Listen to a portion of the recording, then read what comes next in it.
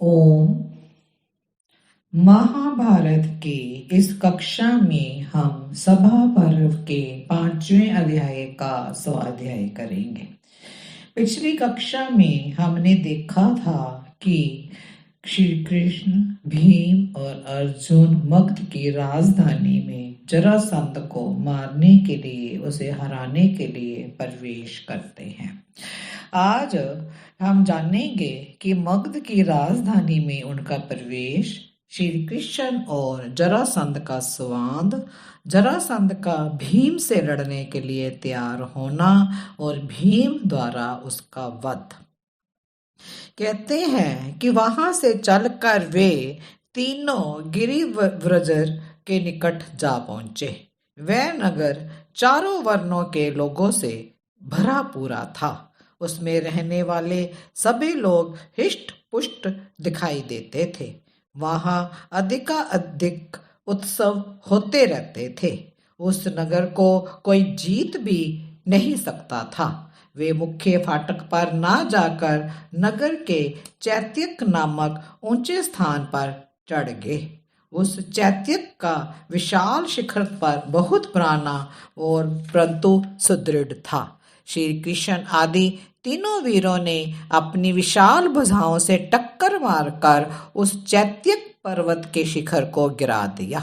तत्पश्चात वे अत्यंत प्रसन्न होकर मगध की राजधानी गिरिवज्र के भीतर प्रविष्ट हुए।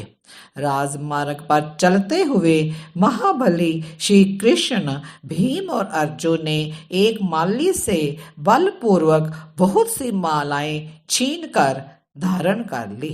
उन तीनों के वस्त्र अनेक रंगों के थे। उन्होंने गले में हार और कानों में चमकीले कुंडल पहने हुए थे। वे चलते चलते बुद्धिमान राजा जरासंध के महल के निकट जा पहुंचे। वे नरश्रेष्ठ लोगों से भरी हुई 3 ड्योढ़ियों को पार करके निर्भय एवं निश्चिंत हो बड़े दर्प के साथ राजा जरासंध के निकट पहुंच गए। वे पाद्य, मधुपर्क और गोदान पाने के योग्य थे। उनका सर्वत्र सत्कार अभीष्ट था। उन्हें आया देख जरासंध उठकर खड़ा हो गया और विधि पूर्वक उनका आतिथ्य किया। तत्पश्चात महाबली राजा ने उन तीनों अतिथियों से कहा कि आप लोगों का स्वागत है। जनमेजय उस समय भीम और अर्जुन मौन थे। अतः महाबुद्धिमान श्री कृष्ण ने कहा, राजेंद्र, ये दोनों एक व्रत नियम में दीक्षित हैं। अतः आधी रात से पूर्व नहीं बोलते। अर्धरात्रि व्यतीत होने पर ये तीनों आपसे वार्तालाप करेंगे। तब जरासंध उन्हें यज्ञशाला में ठहराकर स्वयं राजभवन में चला गया। फिर आधी रात्रि होने पर जरासंध वहां गया, जहां वे ब्राह्मण ठहरे हुए थे। शत्रुओं का नाश करने वाले वे सभी जरासंध को देखते ही बोले, राजन, आपका कल्याण हो। हे कुरुनंदन, उस समय जरासंध ने उन तीनों की निंदा करते हुए कहा, हे ब्राह्मणों, संसार में सर्वत्र प्रसिद्ध है कि स्नातक व्रत का पालन करने वाले ब्राह्मण माला और चंदन धारण नहीं करते। मुझे भी ये बात भली भांति विदित है। आपके गले में फूलों की माला है और भुजाओं में धनुष की प्रत्यंचा की रगड़ का चिन्ह भी स्पष्ट दिखाई देता है। अतः बताइए, आप लोग कौन हैं? आप लोग क्षत्रियोचित तेज धारण करते हैं, परंतु ब्राह्मण होने का परिचय दे रहे हैं। सच बताइए, आप कौन हैं? राजाओं में सत्य की ही शोभा होती है। चैत्यक पर्वत के शिखर को तोड़कर राजा का अपराध करके भी उससे भयभीत ना हो, क्षत्रिय द्वेष धारण करके आप लोग द्वार मार्ग छोड़कर इस नगर में घुस आए हैं। इसका क्या कारण है? बोलिए। ब्राह्मण की तो वाणी में ही तेज होता है, कर्म में नहीं। आपने तो पर्वत शिखर को ही तोड़ा है। वह आपके वर्ण और वेश के स्वरथा विपरीत है। बताइए, आपने आज क्या सोच रखा है? इस प्रकार मेरे यहाँ उपस्थित होकर मेरे द्वारा विधि पूर्वक अर्पित की हुई इस पूजा को आप लोग ग्रहण क्यों नहीं करते? फिर मेरे यहाँ आपके आने का प्रयोजन ही क्या है? श्री कृष्ण ने कहा, हे राजन, वेश के अनुसार तुम हमें स्नातक ब्राह्मण समझ सकते हो। वैसे तो स्नातक व्रत का पालन करने वाले ब्राह्मण, क्षत्रिय और वैश्य तीनों वर्णों के लोग होते हैं। पुष्प धारण करने वालों में लक्ष्मी का निवास ध्रुव है, अतः हम लोग पुष्प मालाधारी हैं। क्षत्रिय का बल और पराक्रम उसकी भुजाओं में होता है, वाणी में नहीं, अतः हम मौन हैं। विधाता ने क्षत्रियों का अपना बल उनकी भुजाओं में ही भर दिया है। राजन, यदि आज उसे देखना चाहते हो तो निश्चय ही देख लोगे। विधीर मनुष्य शत्रु के घर में बिना द्वार के और मित्र के घर में द्वार से घुसते हैं। शत्रु और मित्र के लिए धर्मर्थ ये ही द्वार बताए गए हैं। हम अपने कार्य से तुम्हारे घर आए हैं, अतः शत्रु से पूजा ग्रहण नहीं कर सकते। ये हमारा सनातन व्रत है, इस बात को तुम अच्छी प्रकार समझ लो। जरासंध बोला, हे ब्राह्मणों, मुझे स्मरण नहीं आता कि मैंने कब आप लोगों के साथ वैर किया है। बहुत सोचने पर भी मुझे आपके प्रति अपने द्वारा किया हुआ कोई अपराध दिखाई नहीं देता। हे विप्रो, जब मुझसे अपराध ही नहीं हुआ है, तब मुझ निर्दोष को आप लोग शत्रु कैसे मान रहे हैं? ये बताइए, क्या यही साधु पुरुषों का वर्ताव है? मैं अपने मन को वश में रखकर सदा स्वधर्म क्षत्रिय धर्म में स्थित रहता हूँ, प्रजाओं का भी कोई अपराध नहीं करता। ऐसी स्थिति में आप लोग प्रमाद से ही मुझे शत्रु बता रहे हैं। श्री कृष्ण बोले, हे महाबाहो, सारे कुल में कुल के भार को एक व्यक्ति ही संभालता है। उस कुल के सभी लोगों की रक्षा आदि का कार्य वही संपन्न करता है। जो वैसे महापुरुष हैं, उनकी आज्ञा से आज हम तुम्हें दंड देने को उद्यत हुए हैं। राजन, तुमने भूलोक निवासी क्षत्रियों को कैद में डाल रखा है। ऐसे क्रूर अपराध का आयोजन करके भी तुम अपने आप को निरपराध मानते हो। नृपश्रेष्ठ, एक राजा दूसरे राजा की हत्या कैसे कर सकता है? तुम राजाओं को बंदी गृह में डाल उन्हें रुद्र देवता पर चढ़ाना चाहते हो।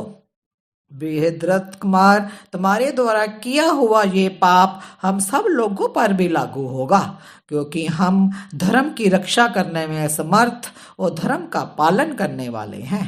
किसी देवता की पूजा के लिए मनुष्यों का वध कभी नहीं देखा गया। फिर तुम कल्याणकारी शिव की पूजा मनुष्यों की हिंसा द्वारा कैसे करना चाहते हो?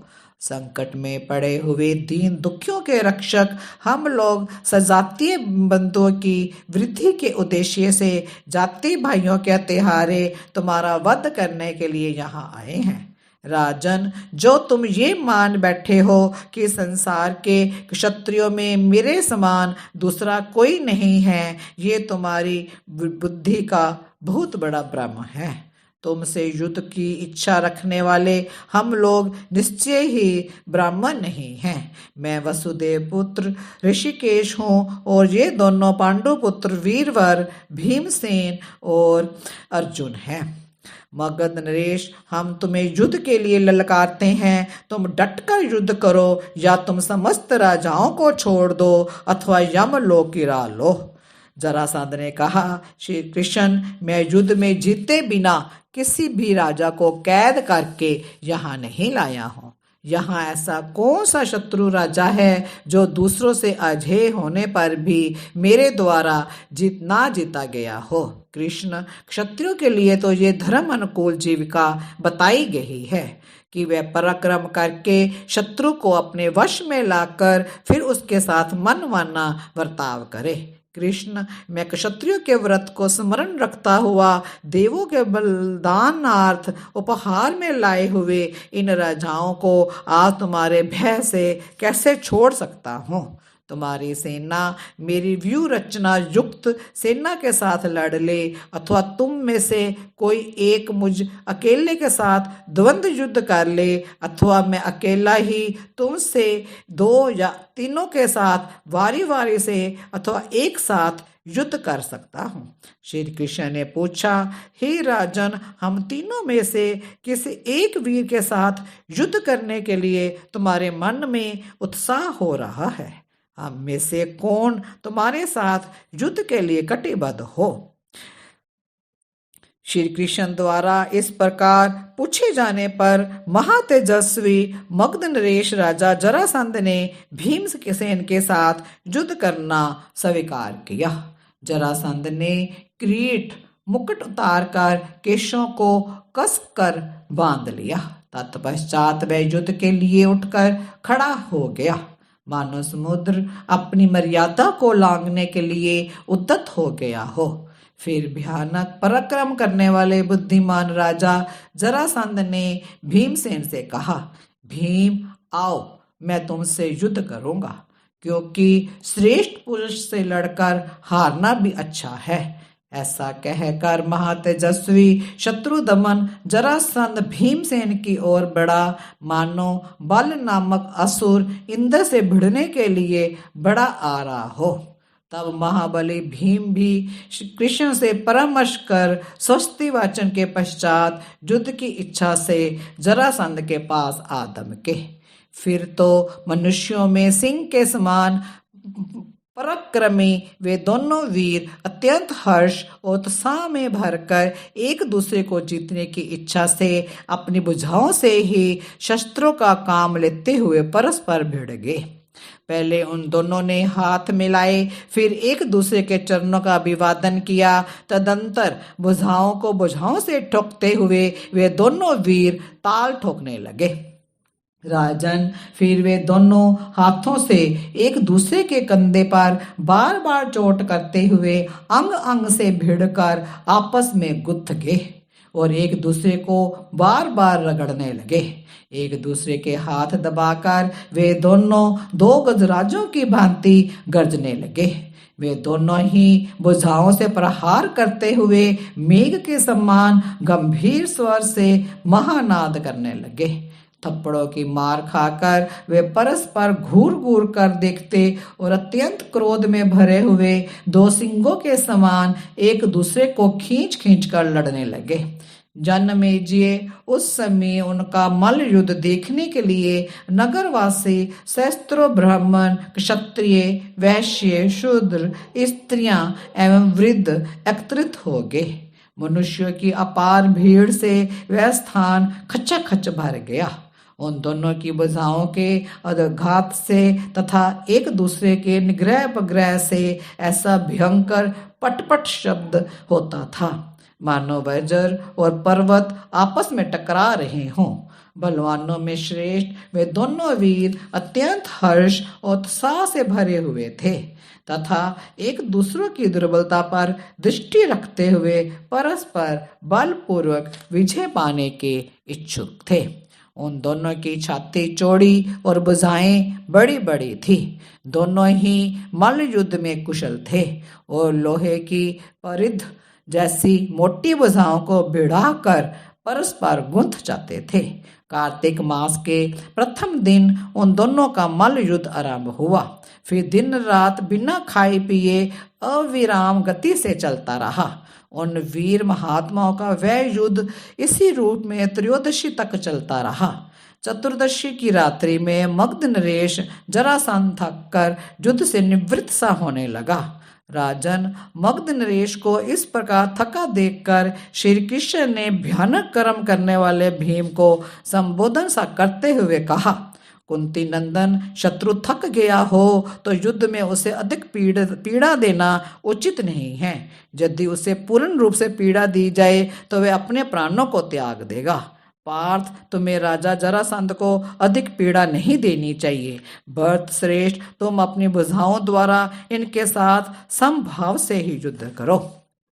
श्री कृष्ण के द्वारा ऐसा संकेत करने पर शत्रु दमन महाबली भीम ने उसी समय बलशाली जरासंध को उठाकर आकाश में घुमाना आरंभ किया।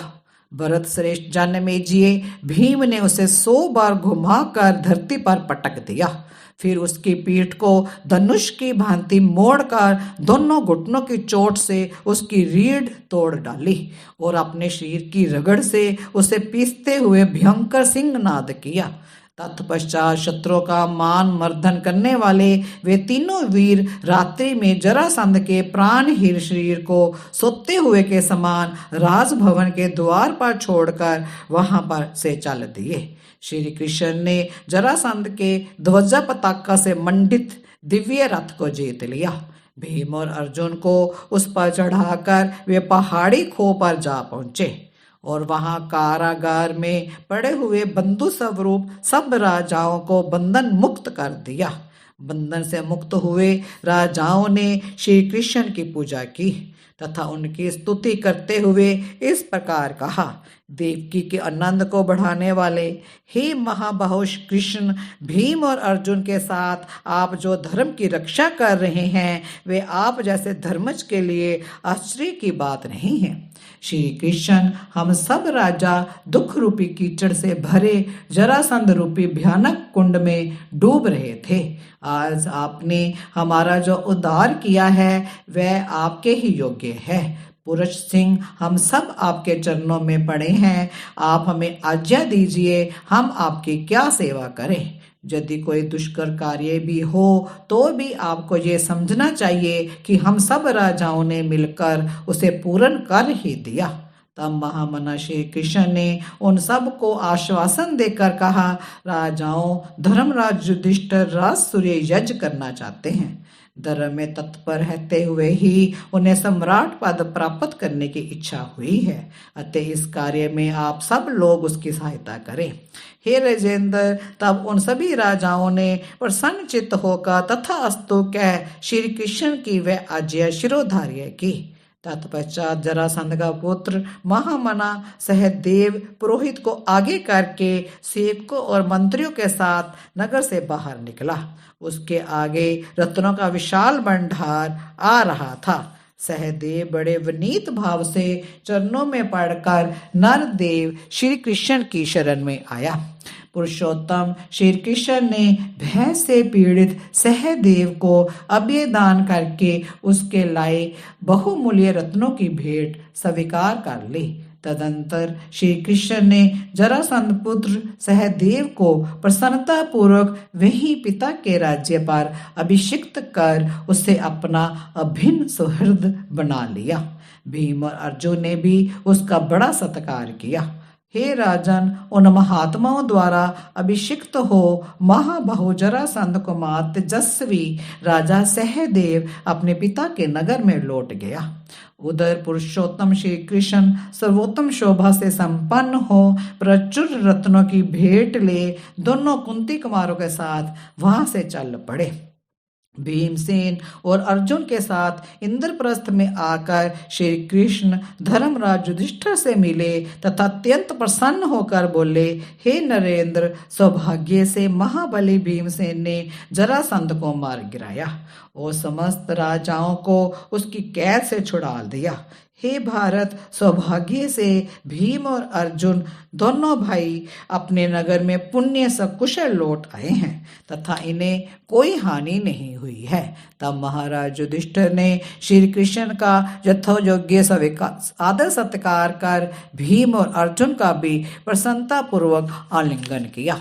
बुद्धिपूर्वक जरासंध को मरवाकर शत्रुमर्दन श्री कृष्ण धर्मराज युधिष्ठिर की आज्ञा लेकर अपनी द्वारकापुरी को चले गए। आज इतना ही। इस 5वें अध्याय में हमने देखा कि भीम ने कैसे जरासंध को मारा और उसके जो कैद में सभी राजाओं को उनसे छुड़वाया और उनके पुत्र को अभिषिक्त किया। सहदेव जो उनका पुत्र था जरासंध का, उसको राज्य सौंप अपने इंद्रप्रस्थ की ओर लौट आए और युधिष्ठिर उनका श्री कृष्ण का आदर सत्कार करता है और श्री कृष्ण युधिष्ठिर से आज्ञा लेकर द्वारकापुरी की ओर चल पड़ते हैं। इतना ही। ओम शांति शांति शांति।